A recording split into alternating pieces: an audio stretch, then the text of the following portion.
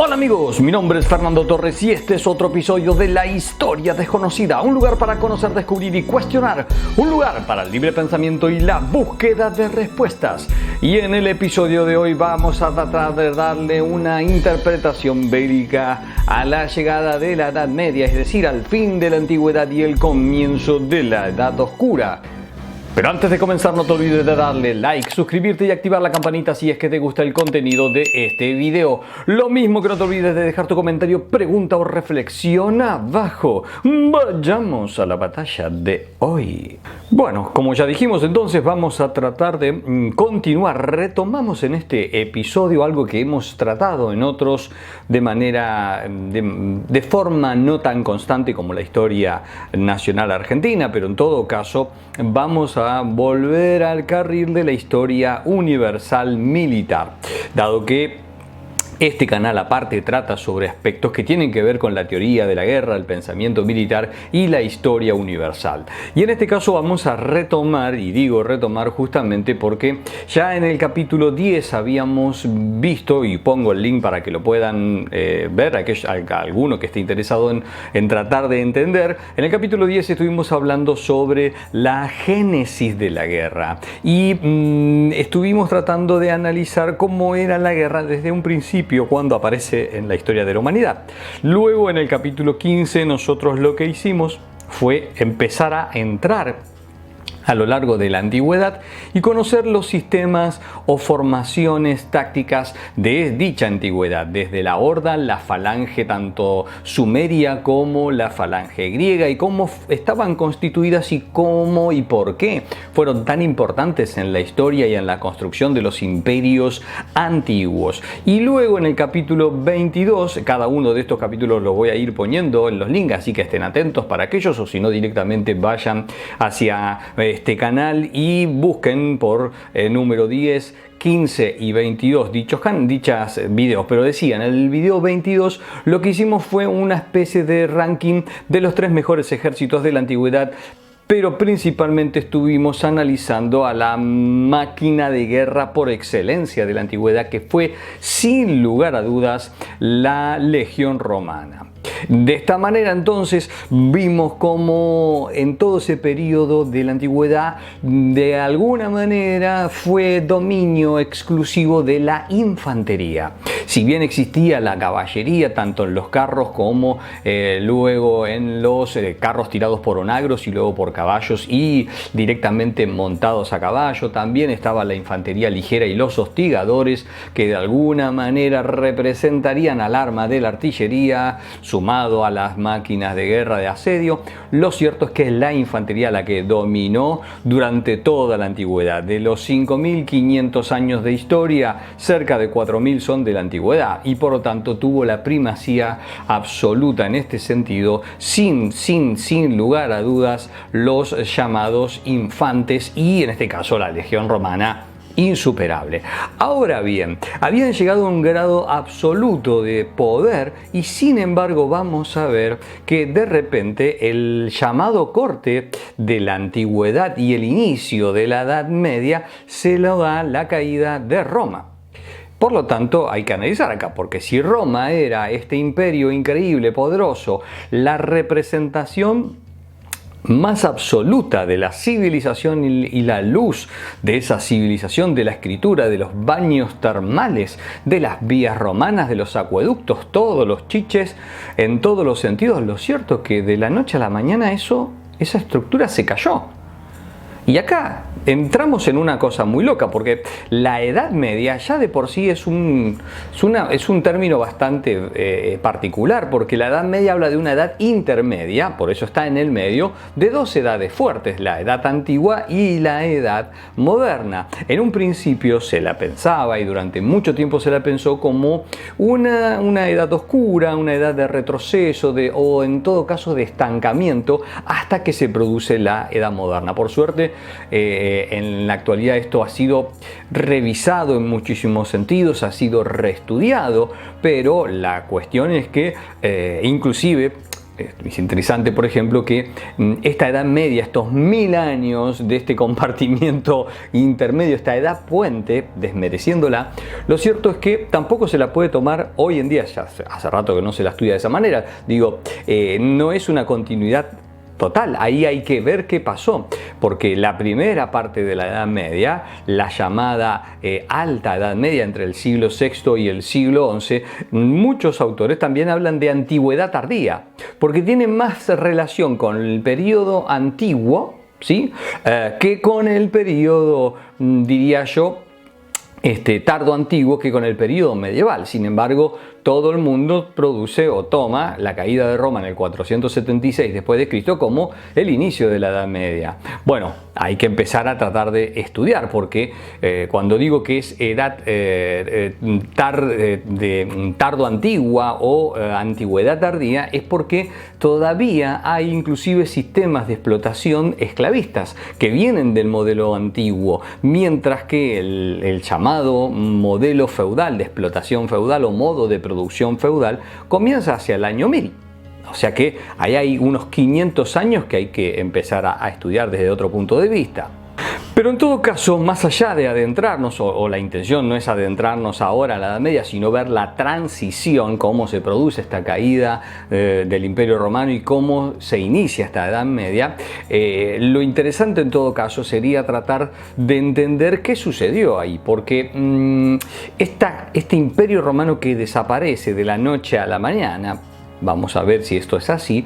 En todo caso, uno se queda con preguntas importantes, como por ejemplo, ¿se puede realmente pensar que el 476 es el fin del Imperio Romano y el inicio, la caída de la Era de las Luces y el inicio de la Edad Oscura realmente? Y por otro lado, ¿cómo es posible que este imperio que era todopoderoso cayera en manos de bandas de salvajes que saqueaban a diestra y siniestra a través de pura barbarie? ¿Cómo puede ser que el imperio que produjo el ejército más grosso de toda la antigüedad, la máquina de guerra perfecta, porque, insisto, vean el capítulo 22, van a ver una parte de lo que fue la legión romana? ¿Cómo puede ser que haya caído en manos de estas hordas que supuestamente destruyeron todo? Porque también la otra cuestión es, ¿realmente destruyeron todo? ¿Fue así realmente? Bueno, vamos a ver que la cosa no es tan sencilla y que vamos a empezar a avanzar sobre o a tratar de dar respuesta a estas cuestiones. La caída del Imperio Romanum Christianum no debe ser pensada como el fin o el comienzo de una era. Si bien significó cambios, estos se venían anunciando ya desde un par de siglos antes del 476 después de Cristo. Es decir, entre los años 235 y 284 de nuestra era, Roma había sorteado una anarquía militar en donde 3 docenas de emperadores soldados gobernaron a un promedio de 2 años y medio cada uno, y donde casi todos terminaron sus días por muerte violenta. Las legiones resultaron ser preponderantes a la hora de hacer política, convirtiéndose en el fundamento absoluto del poder. Incluso muchos generales llegaron a independizar sus provincias enteras a la fuerza de sus tropas.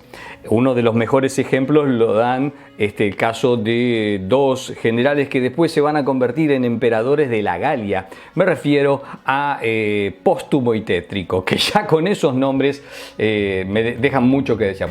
Estos 2 líderes, que entre los años 259 y 274 después de Cristo mantuvieron liberada la Galia, terminaron sus días de forma violenta.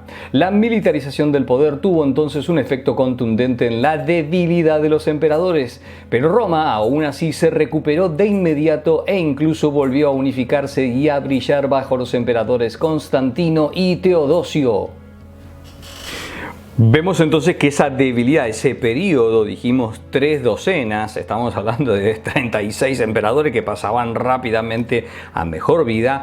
Lo cierto es que esto nos lleva a tratar de esgrimir cuáles son las causas, o al menos cuáles son las posturas que se presentan de cómo termina el Imperio Romano. Bueno, hay 2 principales, nosotros vamos a agregar una tercera que de alguna manera intenta explicar de manera más sincrética esto, pero una de las visiones es la que dice que el Imperio Romano de Occidente era el más débil, y este Imperio Romano de Occidente era el más débil porque era el que producía las materias primas, era en realidad de una formación económica más rural. Tenía lo que es actualmente Francia, que es el país de Europa Occidental que tiene mayor capacidad de campos y de producción de alimentos, y por lo tanto vivía y tenía exclusivamente el uso de la mano de obra esclavista, mientras que el Imperio Romano de Oriente se presumía más rico porque era el que tenía contacto con el Extremo Oriente, con las riquezas, el comercio, con otras formaciones estatales importantes de las cuales después vamos a hablar.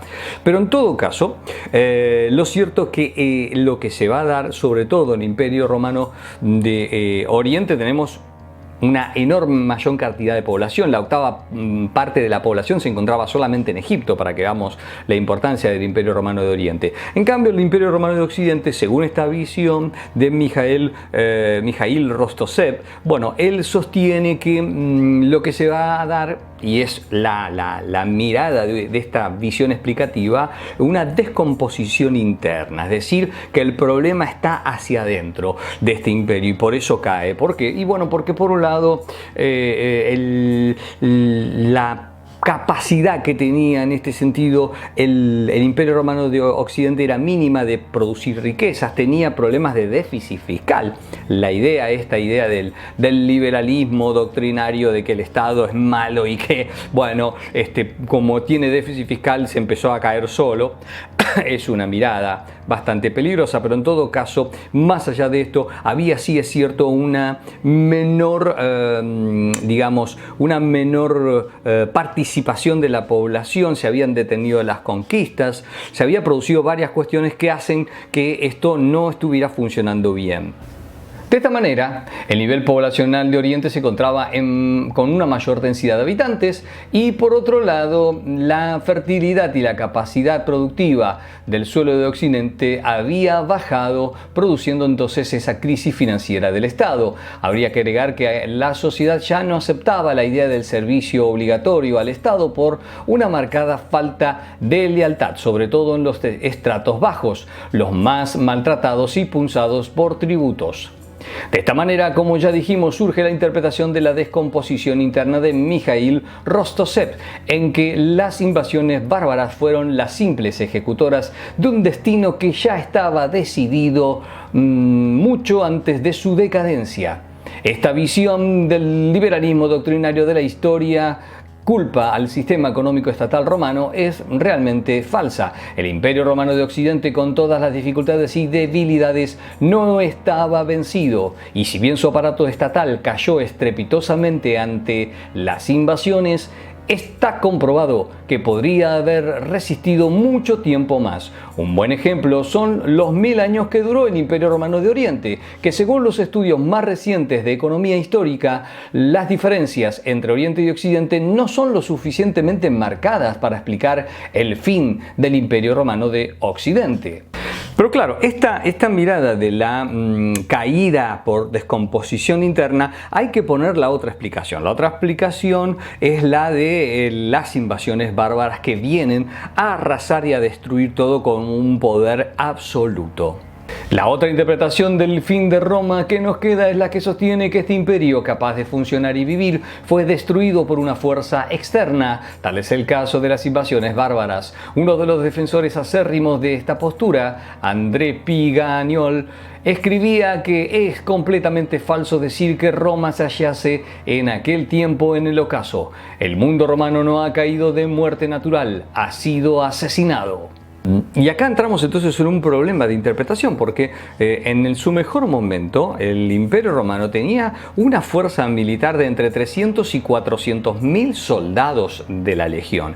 Es cierto que estaban distribuidos a lo largo de todas las fronteras, por ejemplo del Danubio, pero lo cierto es que también eso podía empequeñecer su número, pero está claro que acá entra esta diferencia entre el que ataca y el que defiende. El que ataca tiene que tener 10 veces más capacidad que el que defiende, que está en un reducto. Entonces la menor cantidad, aún así cuando podía juntar enormes fuerzas, lo cierto es que Las legiones romanas tenían esta barrera infranqueable que podía detener a los enemigos, y encima lo que no tenían en número lo podía tener en la mayor capacidad de los soldados en cuanto a táctica, a entrenamiento, que era, insisto, una verdadera máquina. Sin embargo, vamos a ver que lo cierto es que en nuestra cabeza tenemos una imagen totalmente distinta, en donde los pueblos germanos, con sencillas correrías de saqueo, llámese godos, vándalos, francos, burgundios, longobardos, alamanes, suevos o érulos, o inclusive los mismísimos hunos, lo cierto es que terminaron destrozando al imperio, terminaron destazándolo y avanzando y arrasando con todo. ¿Cómo puede ser? ¿Cómo vencieron? Bueno, vamos a tratar entonces de producir una tercera explicación, porque no alcanza con esta de la desintegración interna y de esta fuerza externa que, en vez de dejar que se suicide, viene y lo mata, como dice André Pigagnol. Es así que si pensamos en estas dos miradas, la de la decadencia interna y la del enemigo externo, no alcanza, y tendríamos que empezar a ensayar una explicación bélica o una interpretación bélica del asunto de una forma más específica para tratar de responder realmente cómo es posible que tribus bárbaras acabaron por superar al imperio más poderoso de toda la antigüedad. Una explicación a priori es observar los cambios en sus formas de encarar las agresiones del periodo estudiado. El Imperio Romano había pasado de una táctica de ataque en guerras expansivas a una táctica de defensa fronteriza con bastante efectividad, al menos en un principio. Hacia el siglo III después de Cristo, Roma venía de soportar más de 200 años de enfrentamientos contra pequeños grupos tribales germánicos en clara superioridad. Si bien es cierto que también uno se acuerda de batallas como la del general Varo en los bosques de Teutoburgo, en donde perdió 20.000 hombres en época de Augusto, o sea que está claro que el imperio no siempre llevaba las de ganar, pero aún así, después de esas derrotas, terminaba recomponiéndose con una facilidad enorme, porque justamente tenía esta organización estatal superior que le daba al imperio. Pero aparte es increíble, ¿no? Ahora que lo pienso, si uno se pone a analizar, cayó el Imperio Romano de Occidente contra tribus bárbaras, y el Imperio Romano de Oriente, que era igual en debilidad realmente, y ahora lo vamos a explicar cómo es esto. Lo cierto es que no es el que cae, y es el que se tenía que enfrentar a organizaciones estatales poderosas como el Imperio Parto o el Reino Parto, y después el de los persas sasánidas. ¿Cómo es posible que sobreviviera y, sin embargo, en el caso del Imperio Romano de Occidente, cayera en manos de tribus, con todo el cariño que les puedo tener, pero no te da? Ejemplo y precedente de dicho enfrentamiento, en este caso del Imperio Romano de Oriente, es la desastrosa campaña de Marco Licinio Craso contra los partos en el año 53 a.C., que terminó con su vida y la de sus soldados cerca del río Éufrates. De dicha derrota proviene la frase "craso error". La situación empeoró todavía más cuando en el año 224 de nuestra era, una revolución en el reino parto ubicó en el trono al jefe de la familia imperial de los sasánidas, Ardashir I Artajerjes. Su familia aspiraba a recuperar los territorios del antiguo imperio persa, Asia Menor, Siria y Egipto. Esta aspiración los enfrentaría a Roma en una lucha que se verá sazonada por la superioridad militar de los persas, quienes poseían el arma más moderna del periodo: la caballería acorazada. Y esto, la caballería pesada acorazada, es importante tener en cuenta porque es preludio de los tiempos que se están preanunciando. La infantería, dijimos, era la que había dominado la antigüedad, pero la llegada de la caballería pesada acorazada, que nos está hablando de lo que va a ser luego el caballero medieval, llegan como un arma poderosa de la cual ya vamos a ver cuál fue su performance. Roma sufrirá varias derrotas, sobre todo bajo el reinado del emperador Valeriano entre el 253 y el 260, quien tiene el desdichado honor de ser el primer emperador romano en caer prisionero de sus enemigos. Según cuentan, aunque las fuentes son contradictorias, fue obligado a tragar oro fundido y muerto a manos del rey persa Sapor I. Muchos tienen esta historia de que fue Craso o Cayo Licinio Craso, Marco Licinio Craso, el que murió con el oro fundido en la boca, como muestran algunas películas de El hijo de Espartaco y alguna otra cosa por el estilo. Pero no, parece ser que en este caso fue Valeriano el que murió de esta manera. Sin embargo, un proceso de estabilización se irá produciendo a partir de los gobiernos de Claudio Gótico, Aureliano, Probo y Caro. Es con Diocleciano, sin embargo, que se sientan las bases sólidas de recuperación de Roma. En el año 293 crea el sistema de tetrarquía con el fin de neutralizar conflictos de pretendientes. Divide el imperio en Oriente y Occidente con los cargos de Augustus y Césares en ambos lados. Cada uno es sucesor del otro. Siempre sabios, los romanos copiarán a su vez a la caballería pesada persa, incluyéndola como fuerza de choque en su ejército. Pero como dice la frase, una de cal y una de arena, un punto en contra en lo militar es la profundización del proceso de barbarización del ejército.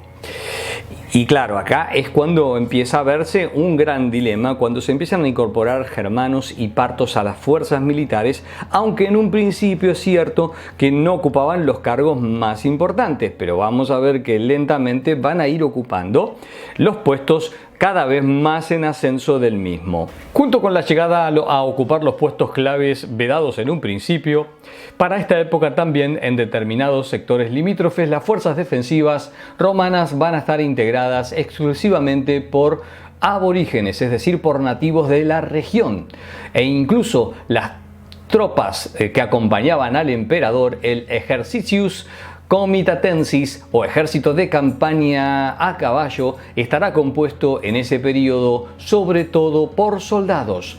Todos estos militares, guarniciones y ejército se encontraban al mando de los magistri militium.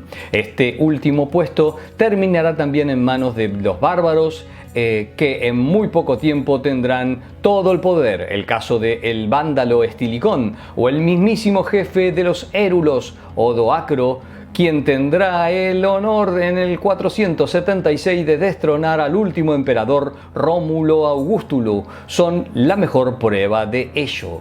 Bien, entonces, vuelvo a repetir, decadencia interna, enemigo externo y el análisis militar nos lleva a tratar de analizar cuándo realmente comienza esta caída del Imperio Romano. Y para eso, para llevar ese análisis, vamos a tener que tomar dos fechas emblemáticas de dos batallas que son el centro o el epicentro del principio del fin del Imperio Romano. Ensayando entonces la perspectiva de análisis de la interpretación bélica, el principio del fin puede ser marcado entre dos fechas emblemáticas y cercanas entre sí. Ambas son importantes, pero por motivos opuestos. La primera es en el año 357 de nuestra era, año de la victoria, la última en repercusión de Roma, en este caso el del emperador Juliano en Argentorum sobre los alamanes, y que marca el fin de las campañas exitosas del imperio. Años después, las cosas serán muy diferentes. Más de 50 tratados se van a concretar con las tribus fronterizas dentro de la guerra defensiva de la cual ya hemos hablado.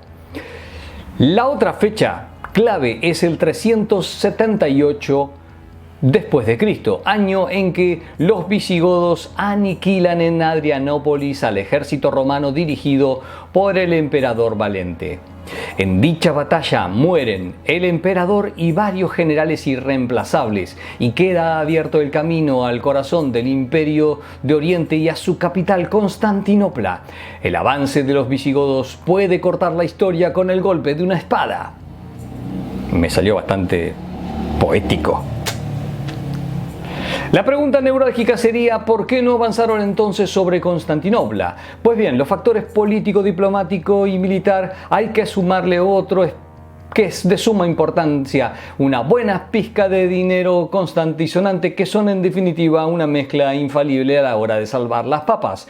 Paradójicamente, fue el Imperio de Occidente el que era más débil, o al menos supuestamente más débil, el que se encargó de ayudar a sus compatriotas de Oriente, ya que el emperador occidental, Graciano, va a enviar al general Flavio Teodosio, que luego será conocido como Teodosio I el Grande, a detener la oleada invasora, cosa que cumplió a la perfección. Sin embargo, la derrota de Adrianópolis dejó un sabor de vulnerabilidad que se revivirá peor con el saqueo de Roma en el 410. Y esto no es casualidad. Son nuevamente los visigodos al mando de Alarico I quien, luego de saquear los Balcanes, será reconocido como Magister Militium de Iliria, dada su cercanía con Occidente, y es por eso que terminará rozando constantemente con sus vecinos y llevarán la antorcha por las calles de la gran ciudad eterna. Pero la clave está en Adrianópolis. Volvamos a Adrianópolis. ¿Por qué es importante esta batalla, esta derrota en donde muere el emperador romano de Oriente y en donde se obliga al emperador romano de Occidente a enviar a Teodosio? Bueno, porque con la derrota de Adrianópolis los visigodos toman conciencia de su capacidad militar, de su posibilidad de arrasar con todo, cosa que en algún momento Alarico va a saquear todo hasta la mismísima Atenas, hasta que llegue Teodosio, que lo obliga a sentarse a pactar un pacto de federación en el 382. Lo cierto es que van a producir una masacre tan grande en la batalla de Adrianópolis, en donde les va a costar, porque van a perder enormes cantidades de soldados, enorme cantidad de generales en Adrianópolis, y esto le va a ser un golpe de muerte lenta, de desangre constante del Imperio Romano de Oriente. Esto obliga a Teodosio a sentarse en Oriente y empezar a tomar las riendas. Y en el pacto de federación, ¿qué es lo que hace Teodosio? En realidad le manda el problema a Occidente.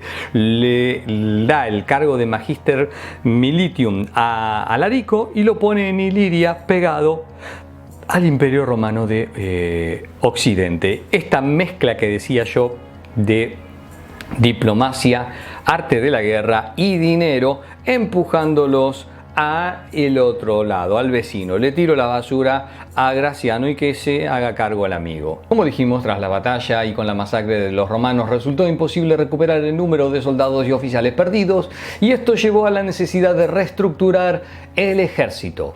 Y acá tenemos otro de los grandes problemas. El clásico sistema de legiones fue abandonado definitivamente. Los cambios de hacer la guerra son concluyentes para dar paso al periodo medieval.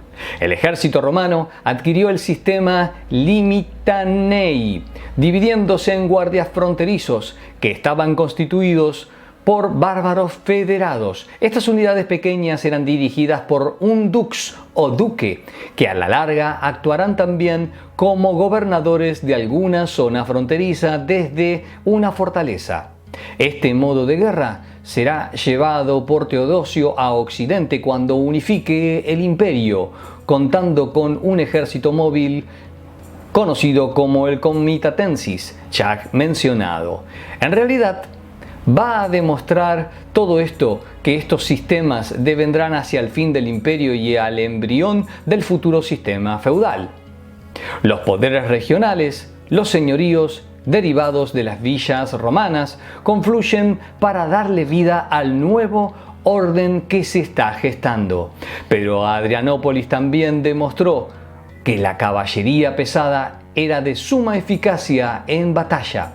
El aumento del número de efectivos montados en detrimento de la infantería será una característica de los ejércitos del período. Estas unidades de caballería integradas por combatientes armados con espada larga y lanza serán además los precursores de los caballeros medievales. De esta manera entonces, tras Adrianópolis, aparte queda abierta la entrada al imperio de los hunos de Atila, que van a entrar a arrasar y a matar a todos, empujando a los demás bárbaros horrorizados con la llegada de los hunos, y entran finalmente hacia el territorio del Imperio Romano de manera desbocada. Como consideraciones finales, entonces podríamos decir que el Imperio Romano en realidad cayó por un problema de adentro y de afuera y por principalmente una crisis militar interna, el cambio de las formas de hacer la guerra del Imperio Romano. Este Imperio Romano había llegado al máximo de expansión, ya no era un imperio ofensivo, por lo tanto no necesitaba ese ejército de legión ofensivo, y al cambiar hacia una táctica de defensa, esto obliga a las legiones a mutar. Si a esto le sumamos que los bárbaros terminan siendo incorporados, aprenden las tácticas romanas, podríamos decir que hasta se civilizan en las formas de hacer la guerra, finalmente empieza a desquebrajarse esta idea de una oleada destructora, porque en realidad los bárbaros lo que querían era ingresar al Imperio Romano para vivir mejor y escapar del ataque de los hunos. La gran mayoría se va a asentar en territorios, los francos por ejemplo, finalmente se va a llamar Francia, ¿sí? La región, van a terminar siendo asimilados por las poblaciones locales. Los burgundios en Borgoña, los longobardos o lombardos en Lombardía, norte de Italia, los vándalos en Andalucía o Andalucía, para poner algunos casos, y demás, los visigodos y los ostrogodos, tanto en España como en Italia. Esta idea del arte gótico surge de ahí, y principalmente van a terminar siendo asimilados porque no buscaban la destrucción. En realidad termina tomando buena parte, mezclando el idioma, y nacen los llamados reinos romano-germánicos. Se terminan cristianizando. Si bien en ese periodo que se suele conocer como Edad Oscura hay un sincretismo, una compañía de ambas formas de pensar, lo bárbaro germánico con lo latino o las regiones latinizadas, bueno, lo cierto es que terminan confluyendo y terminan produciendo estos reinos romanos germánicos que van a llegar a su máximo esplendor con el Imperio Carolingio, Carlomagno, que finalmente intenta revivir al Imperio Romano. Porque cada uno de estos reinos romanos germánicos después buscaban el reconocimiento del emperador de Oriente, que es el imperio que sobrevivió.